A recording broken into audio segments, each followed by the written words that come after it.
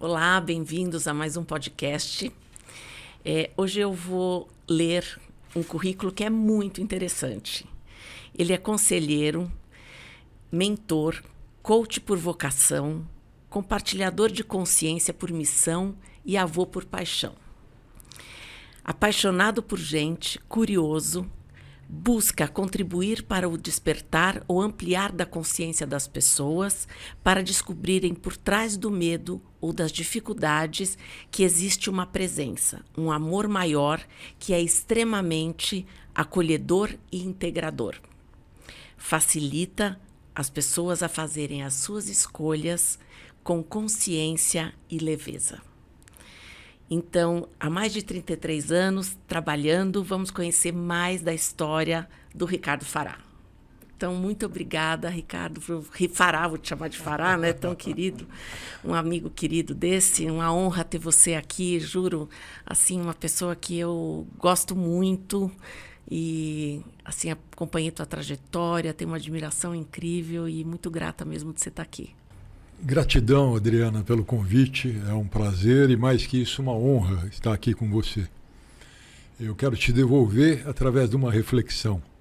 Tudo que você falou para mim, a gente só reconhece no outro o que a gente tem na gente. Então, você tem muita sabedoria, a mesma que você reconhece em mim, e eu tenho muito prazer em estar aqui com você, porque você também é uma pessoa muito querida. Muito obrigada. Nossa, que encontro gostoso. Já estou aqui feliz da vida com isso. E aí eu queria te perguntar, né, já que eu reconheço essa sabedoria enorme em você, eu sei que a gente é um processo evolutivo, a gente não chegou aqui do nada, né? Então eu queria que você contasse um pouquinho o começo, né, da tua história, como é que foi. Bom, eu acho que começou na minha adolescência, com uns 14 anos, porque eu adorava ler, então eu lia muito. E eu acho que livro hoje ainda é essencial, né? Agora está tudo tão mais fácil, inclusive na palma da mão, com o digital. Mas ler faz a diferença. Não é ler pílulas de 30 segundos, né? Embora eu produza uma série chamada Reflexões, né? Que são pílulas de reflexões. Mas a leitura me levou a uma abertura de mente e consciência. Toda vez que você lê um livro e que você mergulha nele, você viaja. Então, eu comecei a ler muito cedo sobre filosofia. Gostei muito. Aí, aos 16 anos, 15 para 16, eu fiz vestibular para PUC, em Direito, e eu passei. E tinha uma cadeira também que era, na época, filosofia. A gente aprendia e estudava filosofia. E depois eu comecei a ler sobre religiões. E a minha família era católica, eu era católico, mas com liberdade de escolha. Então, eu me identifiquei muito com o budismo, como uma filosofia de vida. E tem algumas passagens curiosas, já que a gente está aqui. Assim que eu passei no vestibular, naquela época, e ainda tem hoje, né? Você raspava a cabeça. O trote. O trote. E você ia recolher donativos, Sim. né? E tinha, eu não sei se ainda não dinheiro no existe farol? mais. Não. Me levaram para o restaurante Vikings, que tinha perto da Igreja da Consolação. Você lembra disso? Sei. Nossa, só os mais velhos vão lembrar. Acho que só nós dois vamos lembrar desse restaurante. E aí maravilhoso, inclusive. Pois é, eu estou passando entre as mesas para colher lá com a sacolinha e tem a minha primeira mexida de consciência. Era um cara chamado Procópio Ferreira. Nossa! Que estava na mesa e dizia assim: você passou para o quê? Eu disse: para direito. Ele disse: eu não vou contribuir com você porque o direito não existe. Caramba! Olha, eu tinha acabado de entrar na faculdade. Já levou uma chapuletada dessa? Uma chapuletada dessa. Então, a vida te obriga a fazer reflexão, quer você queira ou quer você não queira. Sim. Eu advoguei por um bom tempo. E depois cheguei à conclusão que o direito existe, mas a justiça muitas vezes é falha. Aí eu tenho só uma curiosidade, desculpa te interromper. Opa, teu por discurso. favor. Eu tenho duas curiosidades pelo que você está falando. Primeira, você pulou ano ou você começou muito mais cedo para estar com os 15 anos? Eu pulei o admissão naquela época. Você saía, né? Primário, aí você tinha uma admissão e pulava para o ginásio. Entendi. Né? Eu pulei. Entendi. E aí a outra curiosidade que eu tenho dentro do que você colocou, você falou que advogou durante um tempo. Em que área do direito? Eu advoguei na área criminal. Meu Deus, você é surpreendente mesmo. Criminal. Durante muito tempo. Eu gostava mesmo. Por causa da justiça? Sim, por causa da justiça. Né? Era uma forma de você ajudar a justiça a se autoexercer. Que é o penal, né, hoje em dia. É o direito penal. Muito interessante. E tenho muito boas lembranças dessa época também. E aí você ficou quanto tempo trabalhando como advogado penal? Fiquei 4, 5, 6 anos. 6 anos. Mas aí era o quê? Defendendo pessoas? Defendia sobre muitos aspectos, até homicídios, né? Cheguei a defender pessoas. Mas você tinha uma preocupação de se ele estava certo ou errado, ou era aquela coisa do juramento do advogado? Não, era aquela coisa de sentir também. Né? Porque se o meu sentir não fosse autêntico, muito provavelmente eu passaria o caso para um outro colega advogado. Eu sempre me baseei muito nesse meu sentir. Muito legal. E tem a ver muito com o meu MBTI, né? Diga-se de passagem. Não, e aí, já que você tocou no assunto do MBTI, a minha filha é uma NF como você, né? Para quem não sabe, NF são os idealistas e tal, né? Minha filha também é e ela está se formando em Direito. E ela às vezes fala para mim, mãe, eu gosto tanto de penal. Eu falo, meu Deus do céu. E aí, vendo você, né? Quer dizer, tem tudo a ver, né? Essa coisa de levantar bandeira, de defender as pessoas, de tentar ajudar, de tentar resolver a vida para que as injustiças sejam menores, né? Então, muito interessante. Porque eu gosto muito de dizer, Adriana, que a vida também é uma questão de consciência. Sim, dos níveis que a gente tem. Né? E você não faz escolhas se você não exercitar consciência sobre as escolhas. E tudo aquilo que a gente escolhe num ato de impulso ou sem a presença da consciência, uma escolha inconsciente, mais tarde, se ela for errada, ela dói muito. É verdade. É o efeito borboleta, né, que a gente fala. E tem uma coisa que eu sempre penso, que é aquela coisa do responder ou reagir, né? Que às vezes a gente... quando você tem alguma coisa que você não pensou, você age, né? E na verdade, você está reagindo, você não está refletindo. Então, quando não passou por uma reflexão, normalmente é alguma coisa que você pode correr o risco de se arrepender depois, porque não houve um ato reflexo, quase, praticamente. Então, eu defendo muito essa consciência nas escolhas, sempre. Então, quando eu vi que não dava mais para mim, porque eu já não estava acreditando na justiça em si, eu não quero ir por aí, mas... Né? Então, você tem um cara aí que faz um crime de colarinho branco, o cara está livre, bonito e solto. E você tem a moça que foi comprar pão no mercado, estava passando fome e roubou lá um doce. Nem é roubo, é furto, né? Sim. Bom, eu, não quero entrar por aí. Mas aí, então, eu resolvi fazer administração de empresas. Então, de direito, eu dei um pulo, fui fazer administração de empresas. E aí fui fazer faculdade mesmo. Faculdade, né? E aí, eu já tinha um olhar jurídico, depois tinha um olhar de administração. Mas muito curioso, eu disse assim, mas isso aqui não está bastando, né? Então eu preciso entender um pouco de mercado agora. E aí fui fazer um pós-graduação em marketing. Nossa. Executivo completo. Mas olha, veja só. Eu atuei muito tempo em vendas, negociação, montei um intensivo de vendas. Eu fui professor na SPM quase 40 anos, né? Eu fui aluno lá de 83 a 85 e fui professor depois até 2009. E fui diretor de atendimento a alunos e professores e depois orientador pedagógico. E Fez aí, uma carreira toda lá. aí é que me marcou bastante, né? Porque também tinha muito a ver com aconselhamento. Sim. Mas em paralelo, você estava fazendo algo executivo? Estava eu trabalhava em empresa, Na área de marketing? na área de marketing, e voltei para dar aula.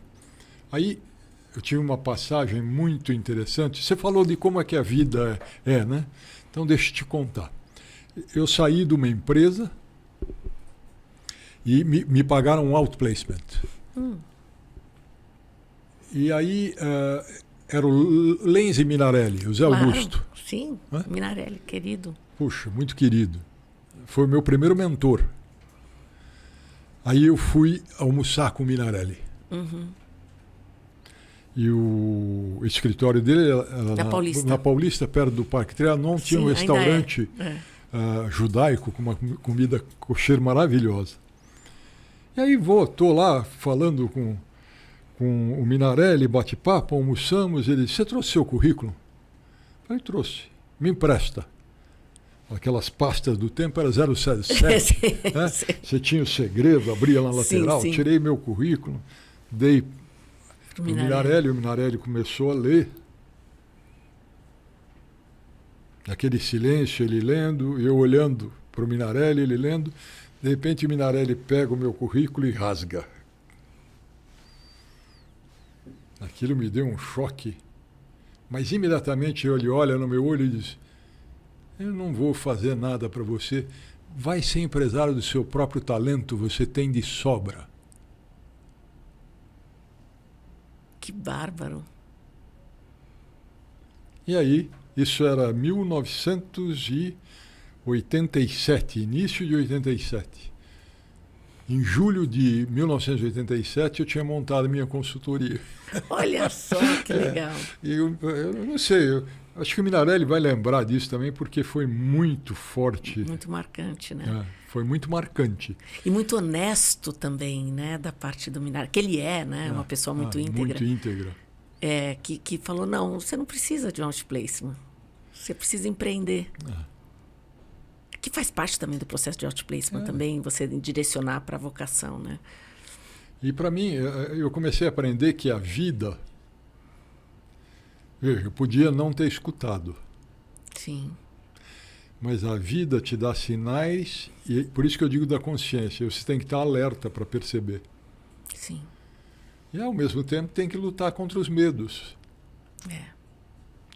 Eu costumo dizer que essa vida nada mais é do que uma grande escola para a gente aprender a enfrentar medo. E se você olhar um aspecto mais humanístico e filosófico, quanto mais abertura de alma e de coração você tem para olhar para os medos, conversar com eles, porque você não pode dizer assim: não estou com medo, é bobagem. Né? A mente sabe que você está com medo, o corpo sabe que você está com medo, não dá para negar. Não. Mas olhar para o medo como se fosse um aviso para que você tenha que despertar para alguma coisa. Né? Por que você está aqui? O que você está querendo me contar? Então, ter uma aproximação amigável com o medo. O medo, ele muitas vezes, ele existe porque nós temos que entrar em contato com fragilidades nossas que a gente sempre fugiu de enfrentar. Então, o medo vai colocar a gente frente a frente com essas fragilidades. Eu acho que aí é que consiste os nossos medos. Eu acho que você tem muita razão. Se a gente for levar para uma outra palavra, né? Medo e sombra está muito ligado. Certo. Certo? Fato. Está muito ligado. Eu tenho uma passagem curiosíssima. Eu sou uma pessoa muito grata. Não porque eu seja privilegiado pela vida, eu tenho muita dificuldade, eu passo por muitas dificuldades e continuo passando. Mas um olhar mais positivo se deu em virtude do meu conhecimento, do meu estudo sobre a filosofia budista e a psicologia. Então eu tive a sorte de ter um mestre budista, chamava-se Shagdu Tulku Rinpoche. Ele já faleceu. Ficava aqui ou na Índia? Ele veio para o Brasil, foi o primeiro lama tibetano que abriu um centro tibetano no Brasil, que é aquele de Três Coroas, no Rio Grande do Sul, chamado Kadroling. E você lembra que eu te falei que lá atrás, né, eu tinha muita curiosidade e eu acho que aí eu preciso fazer um parênteses, né? Aí eu já estava aí com os meus, 38, 40 anos. Um velho, então. Já estava. Não, mas é porque o que aconteceu comigo? Você falou qual foi a trajetória para chegar até aqui. Sim. Com 38 anos, eu era um executivo extremamente bem-sucedido. Tinha uma vida como qualquer executivo bem-sucedido. Só que eu não estava satisfeito. E estamos falando de vulnerabilidade, de medo, né? E também estava com muita dificuldade de enxergar que muitas coisas na minha vida não estavam certas. Quantas pessoas estão vivendo isso hoje? Mas, ao não querer enxergar, o que você faz? Você prolonga o sofrimento. Tudo aquilo que você resiste, persiste. O que resiste, persiste. Então isso culminou num estresse. Você somatizou. Somatizei terrivelmente. E aí eu precisei parar. E aonde você somatizou? Corpo, muita enxaqueca, principalmente enxaqueca. E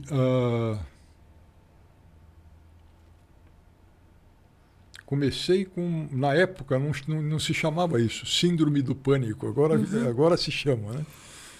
Aí a primeira providência minha foi, o que eu tenho de autoconhecimento não basta, eu vou buscar terapia. Então fui fazer terapia. Aliás, recomendo fortemente para quem estiver escutando a gente. Porque terapia é um presente que você se dá, né? Tem aquele negócio, terapia é para louco. Não. Louco quem não faz terapia hoje? Terapia é para louco quando você é louco por você. É, muito bom. E aí, então veja como é que é a vida em si. E aí eu comecei... São coisas que a gente não entende. Durante o processo terapêutico, eu vinha conhecer Jung. E como leigo, eu li a maioria das obras de Jung. Que legal, que legal. Era terapêutico para mim, ler aquilo. E depois os autores mais junguianos, Carlos Byton, Marie-Louise von Franz, etc. Eu fui lendo. Você leu os tipos psicológicos também, não? Li também? Eu te conto já. Aí o que aconteceu? Um dos livros do Jung, O Segredo da Lótus, de Flor de Ouro, alguma coisa assim, não me lembro bem o título agora, mas já falava muito sobre o budismo. E aí me deu uma vontade muito grande de conhecer um lama tibetano. Porque a família dele era... família, na verdade, eram pastores, né? Era de outra religião, mas ele tem essa questão de incluir dentro da obra dele em função dessa origem também, né? E aí eu falei com um amigo que acho que você conhece, o Arnaldo Bassoli, você conhece? Não conheço. Não tive o prazer. Eu fazia terapia com a Consuelo Castro Pena. E a Consuelo, hoje, eu acho que ela está morando nos Estados Unidos. E quando eu falei para a Consuelo que eu queria muito conhecer um lama budista, ela fez uma ponte com o Arnaldo Bassoli, o Arnaldo me ligou e o Shagdu Tulku Rinpoche estava no Brasil. E ele estava hospedado na casa do Arnaldo. Nada acontece por acaso. Aí, o que eu fiz quando eu soube que tinham aberto um espaço para mim? Peguei um papel e lápis e fiz umas perguntas que eu gostaria de fazer para o Lama. Guardei a lista no bolso. Eu me lembro como se fosse hoje. Fui para a casa do Arnaldo, uma mesa grande, eu estava sentado. Aí o Arnaldo falou, olha, tem uma agenda muito grande e você tem 20 minutos com ele. Eu falei, só 20 minutos? Tinha feito tantas perguntas. Aí um senhor que naquela época devia ter a minha idade hoje, olhou para mim e disse assim, cala a boca, garoto. Tanta gente querendo falar com ele, ele não conhece você, abriu a agenda por 20 minutos. Em vez de reclamar, seja grato.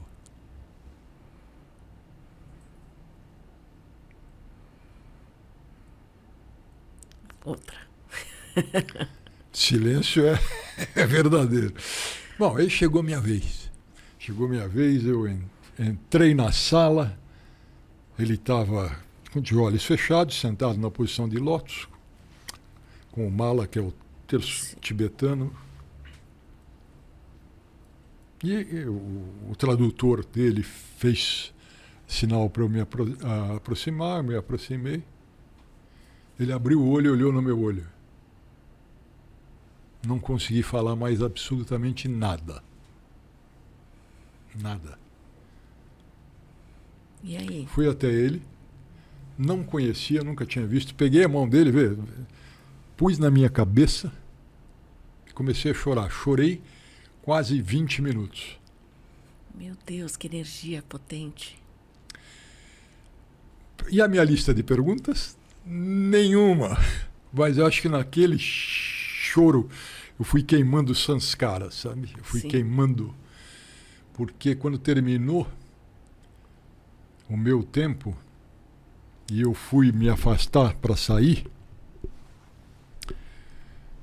aí ele falou em tibetano alguma coisa e o intérprete traduziu para mim. Ele disse para você continuar ajudando pessoas com o seu coração, porque essa é a sua missão nesta vida. Nossa. E aí foi uma experiência muito marcante, né? Foi quando eu efetivamente comecei a frequentar o budismo, ir aos centros budistas e escutar as palestras, enfim. E foi muito marcante. E só para complementar essa história, veja que coisa maluca. 11 anos depois, ou 10 anos depois, eu vou para Porto Alegre dar aula, na ESPM, no pós-graduação. E o Templo Três Coroas tinha sido inaugurado. E, em vez de pegar o avião de volta, eu liguei para a companhia aérea, remarquei a minha passagem para muito mais tarde e peguei um táxi e fui para o Três Coroas. Não vai dizer que ele estava lá. Estava lá.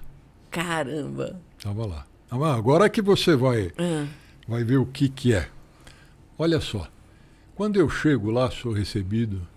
Hoje é uma lama Sherab, era a Andréia, aquela tradutora dele. E ela me leva até ele. E eu, quando chego, cumprimento, e eu digo para ele, o senhor não vai lembrar de mim? E ele disse, há 11 anos atrás você esteve comigo e eu falei para você usar o seu coração, que era essa a sua missão de vida. Meu Deus, estou arrepiada aqui. O que eu fiz, Dri? Você chorou? Peguei a mão dele, pus na minha cabeça. Chorei um pouco, mas aí já conseguiu falar esse dia, né? Já dava para conversar, etc. e tal. Conversamos um pouco. E ele me disse, no final, se a impermanência nesta vida nos permitir, nós nos veremos uma vez mais. Aí eu saí preocupado. Né? Quando o lama tibetano diz isso para você, ou você vai, ou ele vai, não é? E realmente se confirmou um tempo depois, né? Algum tempo depois, eu ia fazer um retiro lá e não consegui fazer, porque nessa época, e agora eu vou entrar com relação aos tipos psicológicos, Nessa época eu tinha passado no mestrado da psicologia na USP. E eu resolvi escrever sobre Jung. E aí foi mais um desafio, porque a minha orientadora na época era junguiana, mas ela dizia assim, você não é psicólogo, você não pode escrever sobre isso. Maria Matilde? Não, era a... Me deu até branco agora. Tudo bem. Nagelschmidt. Não conheci. Ana Matilde Pacheco Chaves Nagelschmidt. Então é ela? É ela. Isso. Só que eu falei Maria Ana, exatamente. Então é ela mesmo. Então, você vê, eu era professor e diretor na SPM. Tinha lá alunos e tinha 150 professores na pós-graduação e graduação. Falei, vou escrever sobre arquétipos. Para os professores, quais os arquétipos dos professores? Não, você não pode escrever. Você não é psicólogo. Aí Mas o marketing usa arquétipos também. Mas não podia. Ela dizia que não podia porque eu não era psicólogo. Aí um dia eu tinha lido tipos psicológicos e bem no prefácio Jung dizia, esse instrumento nas mãos de um leigo é muito mais eficaz. Então eu falei, olha, eu vou escrever sobre a relação professor e aluno à luz dos tipos psicológicos de Jung. Você não é psicólogo. Falei, então, desculpa, mas a senhora vai ter que dizer isso para Jung. Eu tinha grifado a página. Então, aí vem por que foi a... Aí ela deixou. Hein? Aí ela deixou. Aí ela teve que deixar.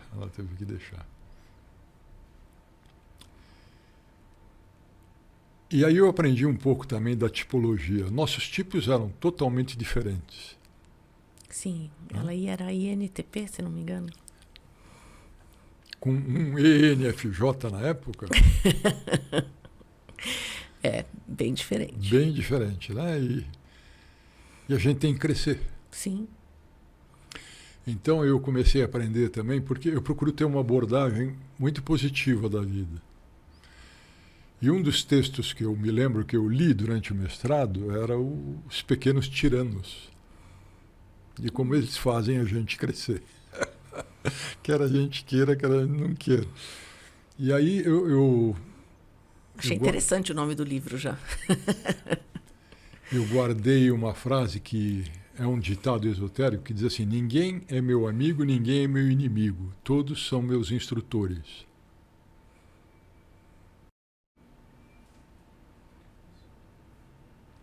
E aí entra o apego e a aversão do budismo.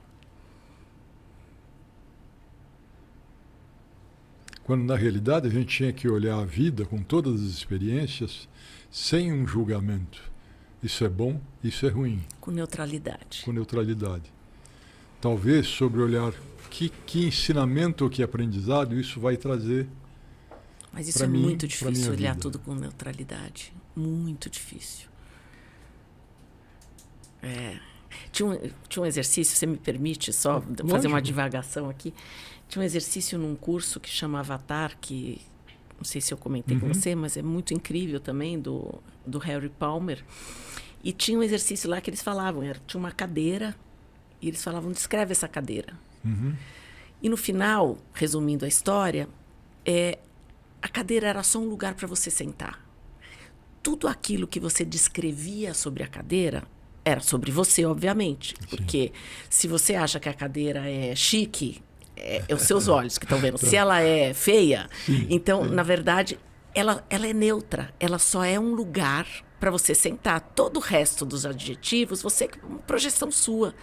Como isso fala de nós, né? Então, essa é um exemplo que eu sempre dou, porque é o exemplo mais fácil de a gente entender o que é, de fato, uma neutralidade. Né? E que a gente faz isso o tempo todo, nas relações com as pessoas, no que a gente ouve, mas tudo é sobre nós. Por isso que eu digo, nesse sentido, o ser humano, aquilo que eu gosto, eu me apego. E eu não só me apego, mas eu tento transformar em propriedade. A posse não basta, eu preciso da propriedade. aquilo que eu tenho aversão, eu afasto, quero longe. Mas se você tiver ou apegado ou com aversão, você está preso da mesma forma. Verdade. Não é? Então não é fácil, mas eu acredito que você pode treinar propriamente a começar a olhar se isso está acontecendo comigo, por que está acontecendo comigo? Aí o que você vai cair? Papel de vítima. Por que está acontecendo? A pergunta por quê? Em vez de para quê? Isso. Ou que lições? O que eu preciso tirar? Como se fosse um experimento. Sim. Né?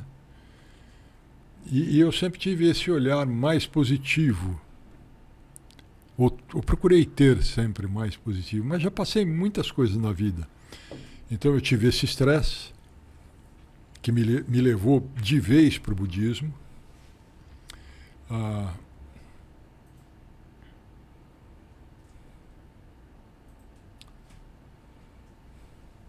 E aí me levou muito para a meditação. Que eu sei que você tem disciplina para fazer a meditação, né? Porque precisa de disciplina para fazer a Muita meditação. disciplina. E me levou primeiro para yoga. Porque yoga não é exercício físico só, não é? As posturas, elas exercitam o corpo, mas elas exercitam também cada chakra, cada glândula.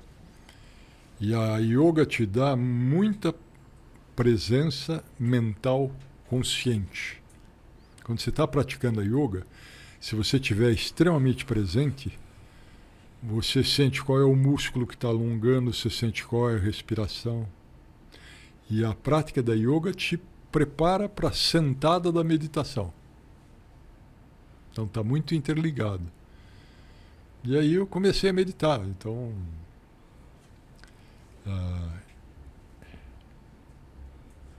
e a meditação é um espaço que você pode viajar ou você pode se olhar com isenção.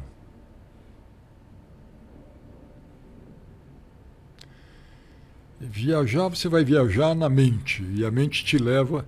Né? Tem um ditado que diz que a mente é... Como é que é? Um cavalo desenfreado, guiado por um macaco bêbado que foi mordido por um escorpião. Nossa Senhora! De tanto que a mente pula. Ou você reserva o espaço da meditação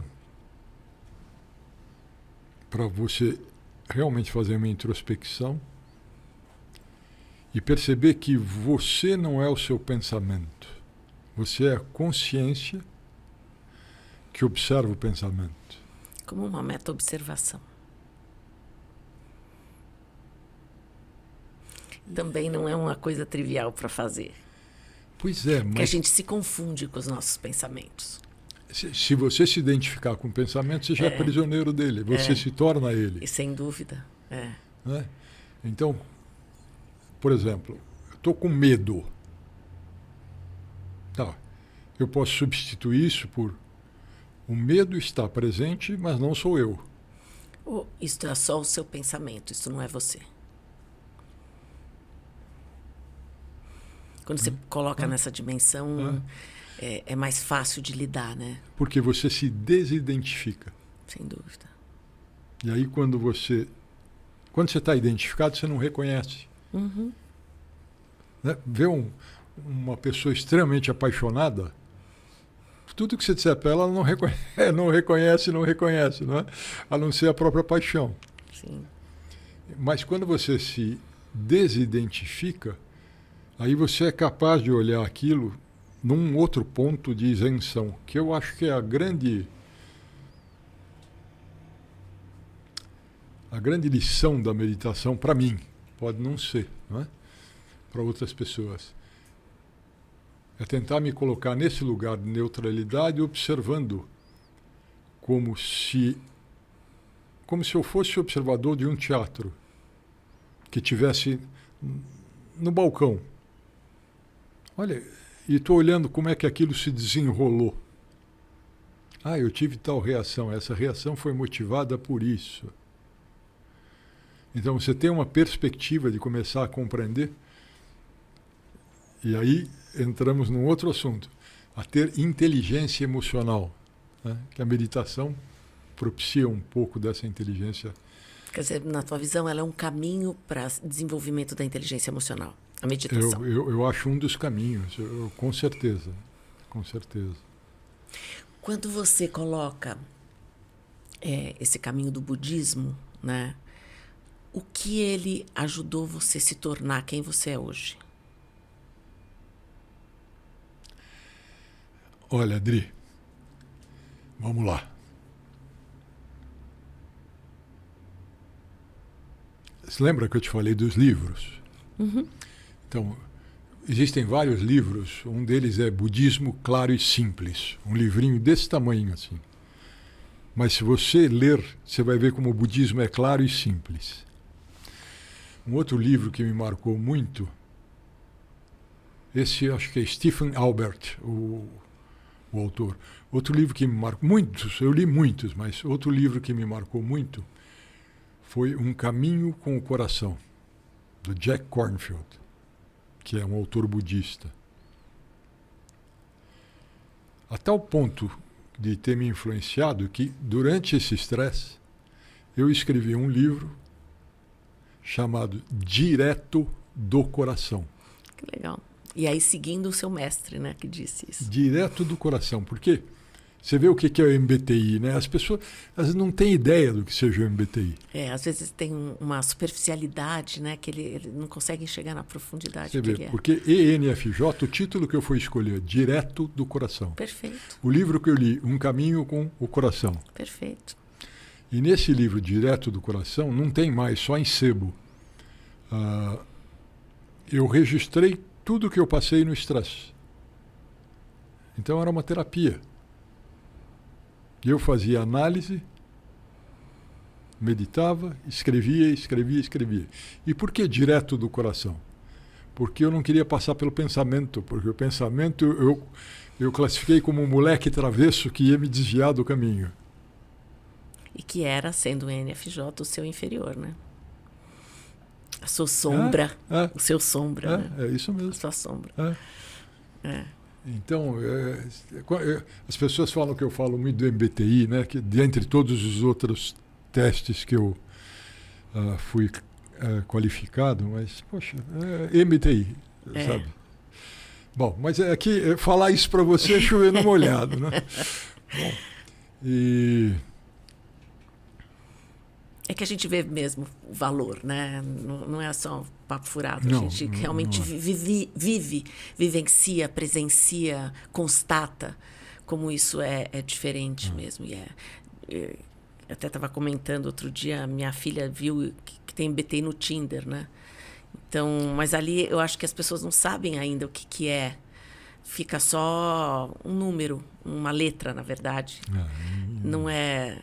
Ainda não é. Então é perigoso até escolherem pessoas pelo Tinder, pelo um perfil psicológico, se eu não conheço a profundidade de um perfil psicológico. Então é perigoso, na verdade. Muito. É tudo que a Isabel e o Jung não queriam. Não queriam. Né? Exatamente isso. Que era discriminação, que era algo muito mais inclusivo e não... E já que você falou inclusivo, 16 tipos, 16 inclusões... 16 diversidades.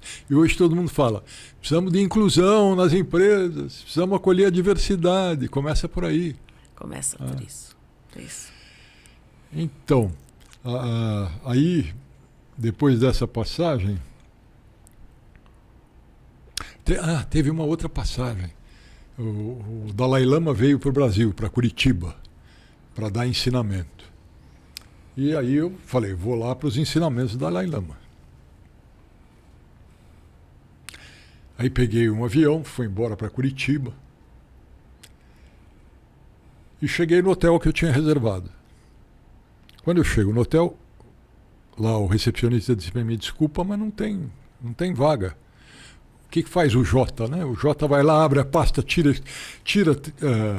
tudo que estava escrito, tinha confirmação, etc. Tal. Não, mas desculpa, mas foi erro nosso, não tem vaga. Ué, o que eu tenho a ver com isso? Você fez a reserva, tá aqui. Eu nunca agi como um P nessa hora. Né? Fiquei indignado, etc. e tal, mas olha como a vida é a vida. Quando a gente abre mão da rigidez. O gerente do hotel veio falar comigo e disse assim, o senhor se importa? Eu vou colocar o senhor no outro hotel. O táxi está aqui, eu levo, já tem vaga para lá, não se preocupe. Que bacana. Falei, muito obrigado. Era o Hotel Raiol.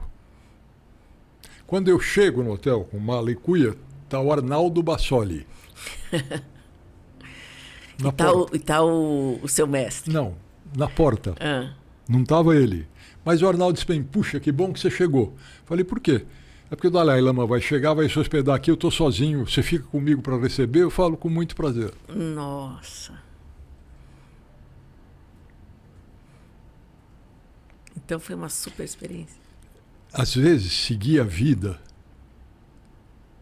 por mais que você não queira, porque você está arraigado a um preconceito ou a uma determinada maneira de ver as coisas, se você não soltar, e aí vai outra percepção minha, na vida você não pode se agarrar, você tem que soltar. Tudo que passa por você é uma experiência que você agarra para viver, vive, extrai um ensinamento e solta. O flow está na soltura, não está na prisão. E precisa ter coragem para fazer isso. Requer coragem, mas requer também lembrar sempre de experiências anteriores que você teve, que foram muito doídas, muito difíceis, porque era uma transição, uma passagem que você tinha que fazer. Mas eu normalmente, quando eu estou com os papos assim, inclusive com jovens, eu digo assim, lembra de uma mudança da sua vida que foi muito doída. Passou um tempo dela, sua vida foi para melhor ou foi para pior? A vida não evolui. Ela vai para melhor. Desde que a gente tenha abertura e reconhecer. Que é a vulnerabilidade também, porque perder é doído. É que às vezes também as pessoas ficam querendo ter o melhor no mesmo ponto que elas perderam. Elas vão ter algo melhor em outros aspectos, às vezes. Às vezes pode ser até uma versão melhor de si mesma naquilo. Sim. E não necessariamente aquele mesmo padrão que ela tinha. Então, se ela quiser repetir o mesmo padrão, não é isso que vai acontecer. Então, esse perceber o que é evolução também, do que essa fluidez traz, é importante saber que não é uma repetição daquilo que você tinha. Porque senão ela não vai perceber que foi uma evolução. E se você não perceber, você está preso ainda naquilo. Exatamente. E outra coisa, que eu acredito nisso, é uma lei de energia. Tá bom? Aquilo que você está preso não te dá disponibilidade nem energia suficiente para você seguir adiante. Então você fica ali patinando. Tudo. Quer ver? Um relacionamento que acaba. Se acabou, acabou. Não, mas eu não consigo, eu ainda estou preso. Quando você está preso, na realidade, o que você está fazendo? Você está segurando uma abertura energética para você poder conhecer outra pessoa. Porque você ainda está preso lá atrás. Só quando você reconhecer que realmente terminou e reconhecer a tua parcela de responsabilidade, relacionamento 50-50. Sim. Você reconheceu a tua parcela de responsabilidade e você libera isso dizendo, puxa vida, eu realmente também tive responsabilidade nisso. Sabe? Mas acabou, a vida E agora eu peço perdão ou eu entrego isso para a própria vida. Aí a vida se abre para você poder ter uma outra experiência. Verdade. Mesma coisa emprego, trabalho. Porque eu perdi o emprego, ok, mas eu estou apegado ali. Se eu estiver apegado ali, eu não me abro para uma nova possibilidade. Então, soltar também é uma arte na vida. Agora, eu não estou dizendo que seja fácil, não, Adriana, não é fácil. Não, sabe? Não é fácil. Não é porque a gente... ninguém gosta de sofrer. Não. Ninguém. E toda vez que você perde alguma coisa é associado ao sofrimento. Nunca é, perdi isso, mas olha, deixa eu olhar para frente que vai vir coisa melhor. A gente não faz essa passagem. Porque a gente tende a ficar com o mais conhecido, com o que eu conheço. Isso. Inclusive, é muito conhecido isso na psicologia, né? De pessoas que escolhem relacionamentos afetivos com padrões doentios que eles conhecem, que vêm das famílias anteriores. Por quê? Porque mesmo não sendo bom, é o que você conhece. É meio efeito, na verdade, de conforto interno, de que isso daí eu sei lidar. Então, é muito comum, por exemplo, você ver famílias de que uma pessoa teve um pai alcoólatra casar com um alcoólatra, ou ter alguma coisa ligada a isso. Ou você ter um pai que foi abusivo, a pessoa casar com alguém que é abusivo. É incrível isso, porque você repete um padrão que inconscientemente você sabe lidar. Não é consciente, ela fala, eu vou escolher um cara assim, mas escolhe. Escolhe. E aí, enquanto você não lida com isso, você vai repetir. Como a gente fala, né? Repetir, recordar, elaborar, né? E olha, como você trouxe, me lembra uma frase de um autor budista, um lama também, chamado Tartan Tulku. O livro é Tempos de Mudança, Caminho de Liberdade, alguma coisa assim. A frase é: questionar e estar consciente. Estes são os mais preciosos mestres. Eles moram no coração, veja, ele não diz na cabeça, eles moram no coração de todo ser humano que começa a acordar para o perigo e o desperdício de uma vida não examinada. Perigo de uma vida não examinada. E se a gente olhar, e aqui não é crítica, é uma constatação. A maioria das pessoas não tem tempo de parar para olhar. E o dia a dia das pessoas... Cada vez mais. Cada vez mais. É cada vez mais puxado. E tem muita distração. Hoje em dia, o que a gente mais tem é possibilidade de você não prestar atenção em você ou nas coisas. Você não tem tempo para nada. É impressionante isso. Mas são as armadilhas da mente que a gente cai. E eu não vou dizer que eu não caia, hein? Não um dia que eu tiver com a cabeça muito cheia, que eu não queira pensar, eu vou botar um filme lá, vou gastar 2 horas do meu tempo. Não, porque e é legítimo também. Esse dia você também pode ter um descanso na mente. É legítimo. E se permitir também isso. Eu acho que também é importante se permitir para isso. E também me recorda assim, quando você está muito imerso no automático do dia a dia, e isso não é crítica, nem julgamento, é uma constatação, né?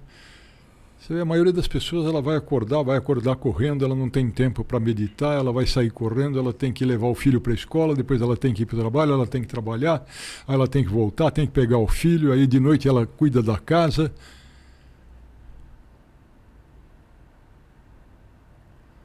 Se não tiver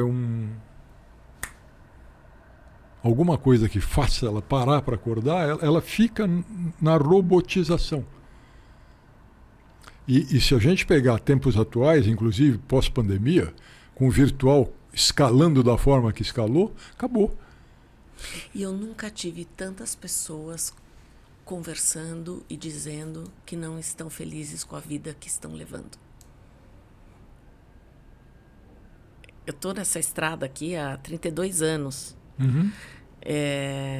E assim, é a primeira vez que eu tô vendo tantas pessoas, e isso não é uma crítica, é só uma constatação de que as pessoas estão refletindo e vendo o que está acontecendo, que eu estou realizando, aquilo que você falou, né, perto dos seus 40 anos, eu estou realizando, eu tenho um monte de coisas, as coisas estão acontecendo, mas tem alguma coisa que não está legal, eu não estou encontrando uma paz interior, né? Onde eu estou buscando, eu não estou achando. Tem que estar em algum outro lugar que eu não sei qual que é. E eu acho que aí tem muito a ver com o trabalho que você faz, né? Que a gente até trabalha com isso também, mas assim, que você faz para ajudar as pessoas a refletirem um pouquinho nessa consciência de estar presente, que tem a ver até com o teu currículo inicial, né? De trazer a presença, né? De como é que eu trago isso para cá, para eu conseguir entender o que está de fato acontecendo. Que faz todo mundo estar se sentindo assim, não preenchido. E também, né, como diz o Cláudio Naranjo lá, como é que eu encontro essa história do meu vazio existencial? Como eu lido com o meu vazio existencial? Sem fugir dele. Isso, você falou a palavra sem fugir. Porque olhar o vazio existencial não é algo agradável. Não. Não é? Dói. E pior que dói e você não sabe por que dói. Muitas vezes você não sabe. É só uma sensação de desconforto muito grande, inquietude. Sabe? É como se você quisesse te desgrudar alguma coisa de você. Né? E essa é a hora que você tem que dar uma parada, olhar e... Por isso que é importantíssimo, né? Você ter um profissional qualificado que possa te ajudar a olhar. E aqui eu não estou falando de coaching ou mentoring, eu estou falando de terapia mesmo, psicologia, para te dar um espaço que eu costumo chamar seguro e sagrado,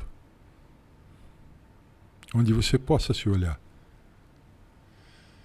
onde você tenha um terapeuta que seja um espelho sem distorção,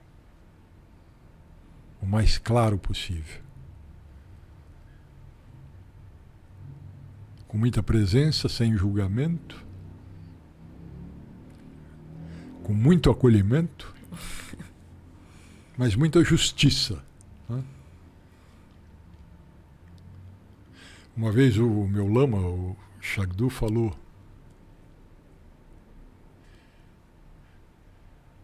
ser bonzinho é uma distorção da qualidade da justiça. Seja justo, não bonzinho.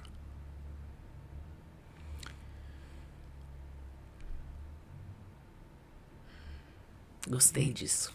Mas o que me leva, talvez, nessa vontade de ajudar, seja porque eu vi por mim mesmo que é possível.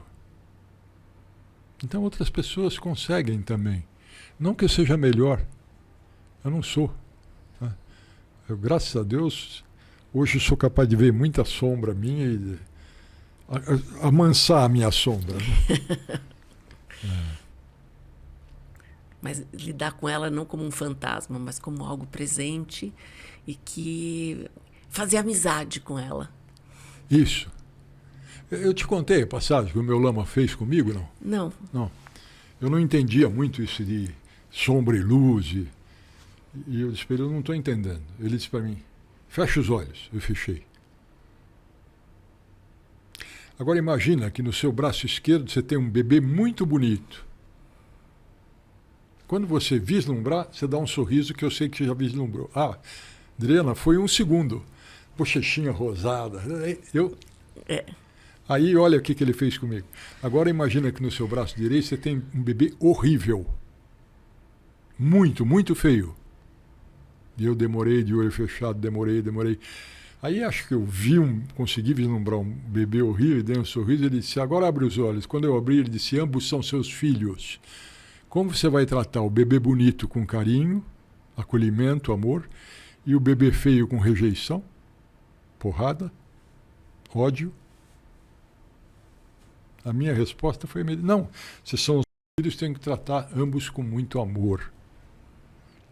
E aí ele disse para mim, acolha o seu lado luz e acolha o seu lado sombra com muito amor.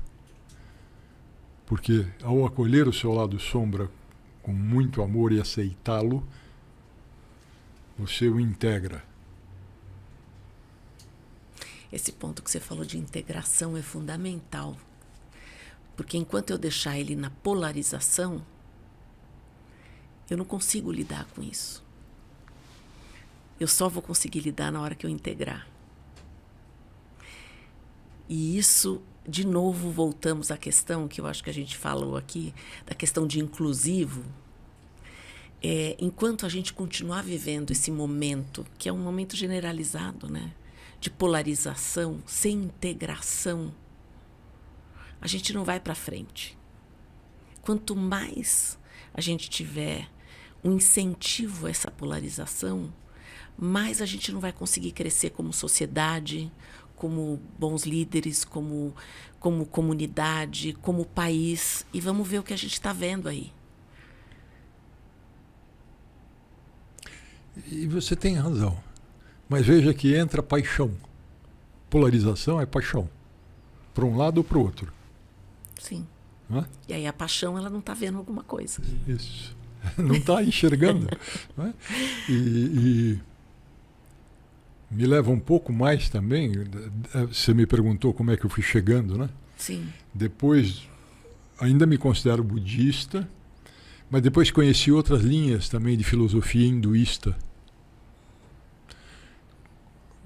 A Índia teve muitos babas, né? Então eu tive a possibilidade de conhecer a filosofia de um mestre indiano chamado P.R. Sarkar, também conhecido na Índia como Shri Shri Anandamurti. Ah, Anandamurti, claro. Maravilhoso. E eu li muita coisa e... Maravilhoso. E você quer ver como é que a mente é tão ardilosa, já que nós estamos falando isso? Olha, aí eu disse assim, puxa vida, então eu tenho um mestre budista e tenho um mestre indiano. Olha a mente, como você tem dois. Como é possível? E a maioria das pessoas vai falar isso. Você tem que optar por um. Eles não são excludentes. Mas não, a mente olha como é cheia de truque. Aí eu me lembro quando a minha mente quis pegar essa amarra em mim, eu disse para minha mente assim, escuta, por acaso, um pai pode ter vários filhos? Lógico que pode. E por que um filho não pode ter vários pais? Se eu vou na casa de um grande senhor que me recebe amorosamente, me dá ensinamento e me acolhe, aí eu faço a minha trouxinha, resolvo ir para o mundo, encontro um outro senhor que também amorosamente me acolhe e me dá ensinamento. Sim, aproveita. Ué, por que eu não posso estar na casa dos dois? Então a mente é muito ardilosa, né? Cair na amarra da mente é muito fácil. Por quê? Isso, você vai dar nó em pingo d'água, você é psicóloga, eu não sou. Embora eu tenha pós-graduação em psicologia transpessoal e tenha o mestrado em psicologia. Não clinico, nem me arvoro para isso. Mas poderia. Vamos falar de ego? Sim. Ego e alma. Polaridade, dualidade. Não é? O ego, mundo da forma, densidade, massa, medo de perder, medo de não ter, medo de não sobreviver, medo. Mas sempre vai fazer parte da gente. A gente só não precisa deixar ele dominar. Alma. Liberdade, unicidade, escolha, energia, amor. Então, medo e amor, você já tem polaridade. Sim. Agora, a grande sacada foi a que você trouxe. como é que eu equilibro polaridade? Não adianta eu ir para uma polaridade e negar a outra. Tudo aquilo que eu vou negar vai vir com muito mais força. Sim. Seja o amor, Ou seja o ódio. ou seja o ódio.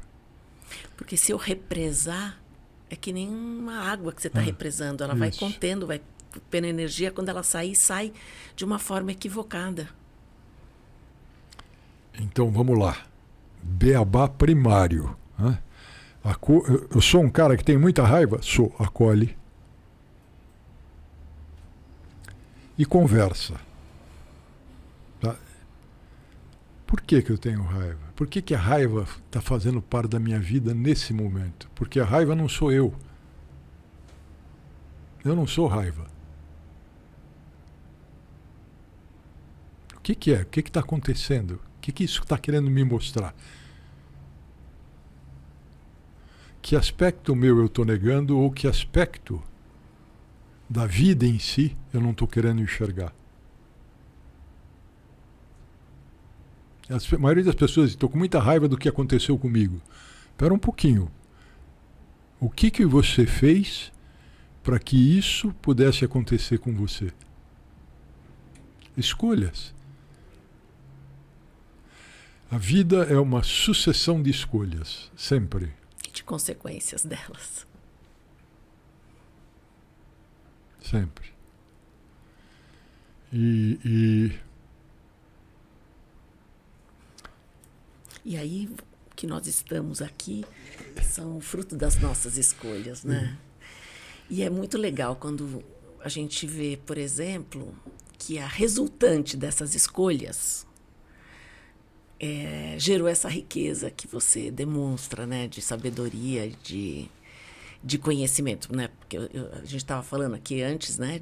Do conhecimento, de sabedoria, que são coisas totalmente diferentes. E informação também, né? Que a gente hoje tem muito acesso à informação, não necessariamente conhecimento e não necessariamente as pessoas vão ser sábias, né? A gente espera que com o tempo a gente se torne mais sábio, mas não necessariamente isso acontece. E aí também, eu acho que eu não podia chegar aqui sem eu ter que agradecer a todas as pessoas que de uma forma, a própria vida e a todas as pessoas que de uma forma direta ou indireta contribuíram para isso. Ninguém é meu amigo, ninguém é meu inimigo, todos são meus instrutores. Por exemplo, a gente está falando de amor, né? A gente tem os pais. Eu acho que é muito importante eu falar isso agora, que estou tendo essa intuição, então eu vou seguir.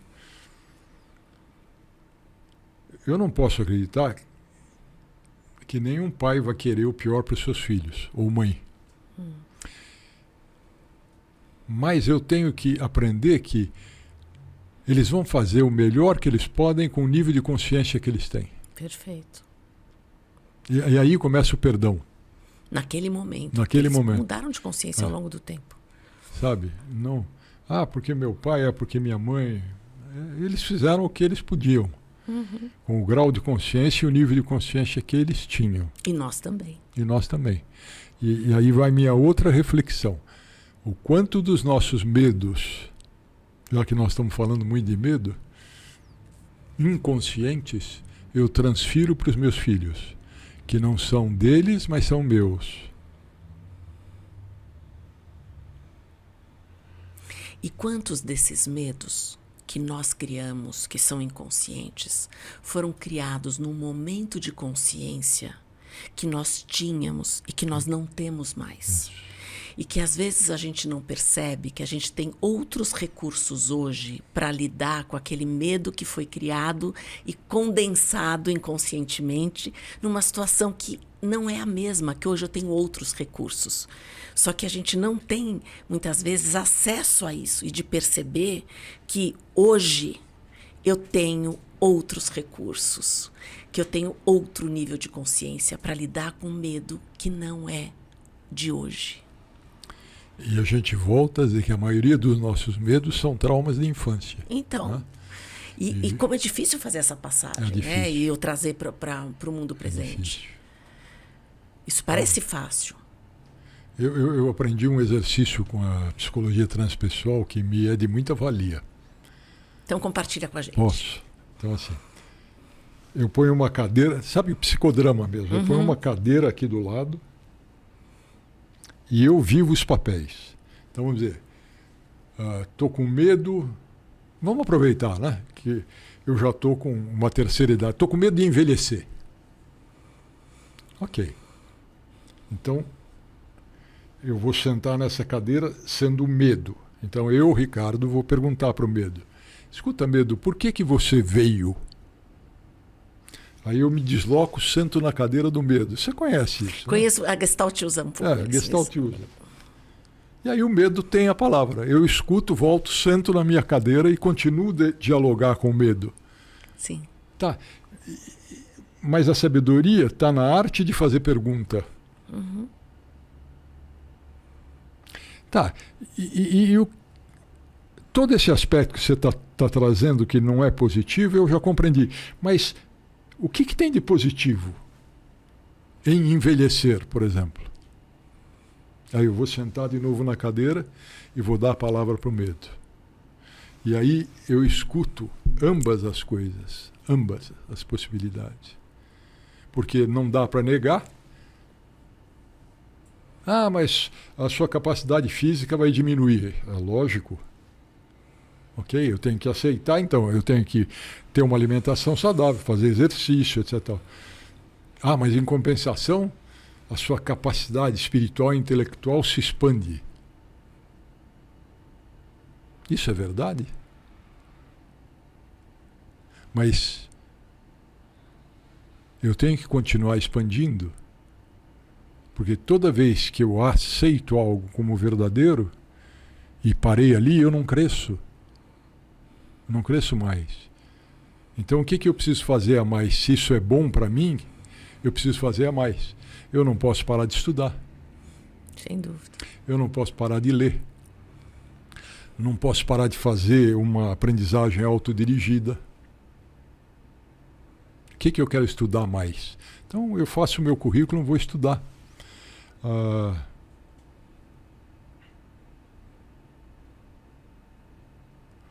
Ver a intuição para eu falar de novo. Isso acontece, tá? Eu vou tem um livro do budismo também chamado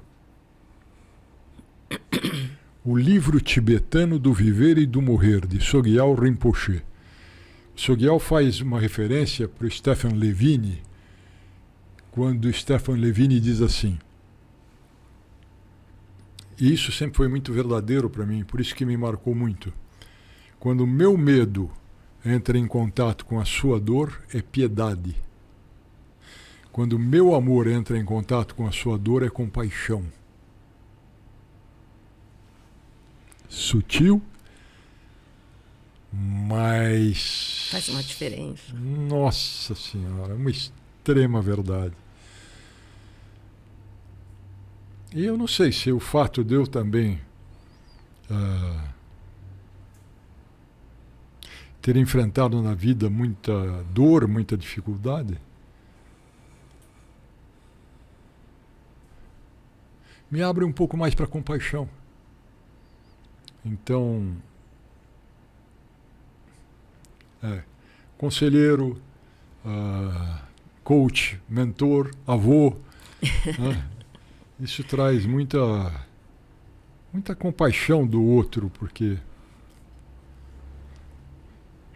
não significa que o meu caminho seja o caminho do outro. Não, mas significa que eu consigo ter uma empatia, né? Como a gente diz, empatia não precisa concordar com o outro, mas eu preciso entender esse lugar que o outro está. Está aberto para esse entendimento. Está aberto para esse entendimento. E fazer o outro refletir. Eu não sei se é certo isso que eu vou dizer, sabe, Adriana? Fazer o outro refletir porque eu já passei por isso, ou porque os caminhos são extremamente diferentes, mas emoções e sentimentos em seres humanos são muito iguais. Nós somos muito iguais em vícios e virtudes. Isso é ponto pacífico, né? E É que os processos, eles alteram, né? Pela nossa história, pela forma com que a gente lida, pelo que a gente acredita. E aí, como a gente se julga. E entra aí também, acho, já que você falou nisso, você vê. Assim, a gente não se conhecia com uma profundidade. E de repente a gente conseguiu isso. Porque teve uma empatia muito grande, mútua. E aqui que eu quero levar para o lado sutil. A alma reconhece. O medo afasta. A alma iguala. Ela abre caminho. Ela convida para a vida. Uhum. Verdade. Não é? Mas tem que estar aberto, né, para isso. Bom, a gente parece que não passou o tempo, mas passou, né? A gente está falando aqui há mais de uma hora. Muito gostoso. Eu não senti eu mesmo. Também. Que outra mensagem final você gostaria de deixar para as pessoas que nos ouviram, ou que você queira que saiba mais sobre você, sobre o seu trabalho, enfim?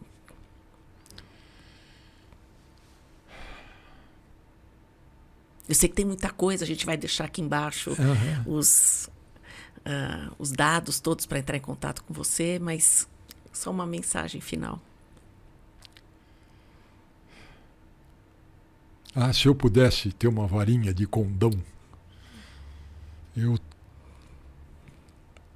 gostaria que as pessoas pudessem ter um olhar mais positivo para a vida, mais amigável.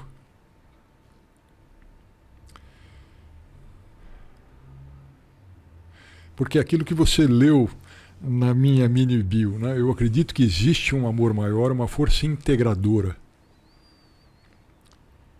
que acolhe, que protege.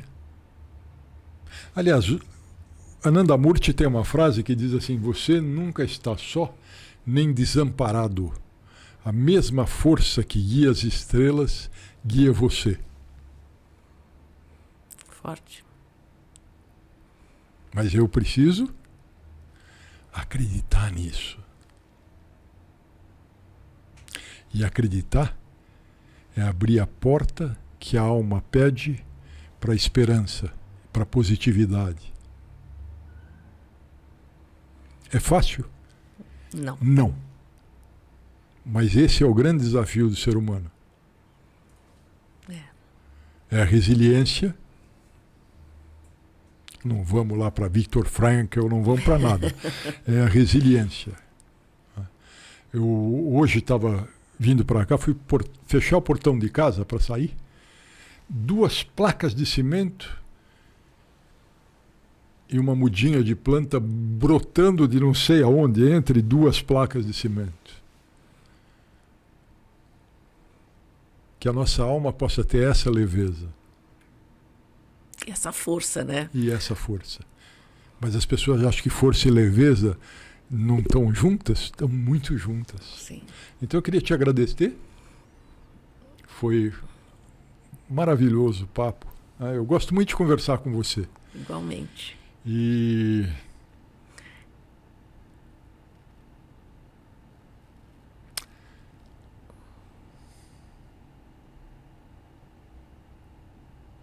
o meu trabalho ele está muito centrado na minha capacidade de provocar reflexão. De fazer perguntas. E de fazer perguntas.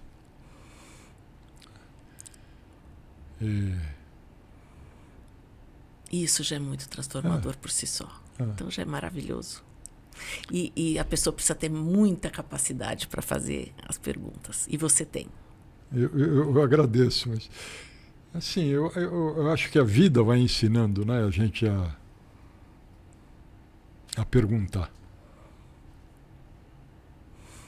E essas perguntas... Desculpa. Não, eu acho que você tocou num ponto final mesmo aqui. Perguntar não basta. Precisa saber Ouvir. Escutar. E ouvir não é só simplesmente ficar lá, né? É estar aberto para ouvir, né? Quantas vezes a gente, quando fala... Agora, nós estivemos falando, quanto foi curador para mim? Bastante. E é um aprendizado, né? Então, a gente sai mais enriquecido. Uhum. Isso é muito... essa coisa que você chega de um jeito e sai mais elevado. Então, é muito bom. Muito obrigada. Uma gratidão imensa. A gratidão é mútua. Muito obrigada. Então, gente, a gente acabou esse papo incrível aqui com o Farad, um aprendizado de uma profundidade que eu aprendi muito. Espero que vocês tenham aprendido muito também. Então, não esquece de se inscrever no canal, dar o seu like aqui, curta a página do Ricardo Farad também e até o próximo episódio.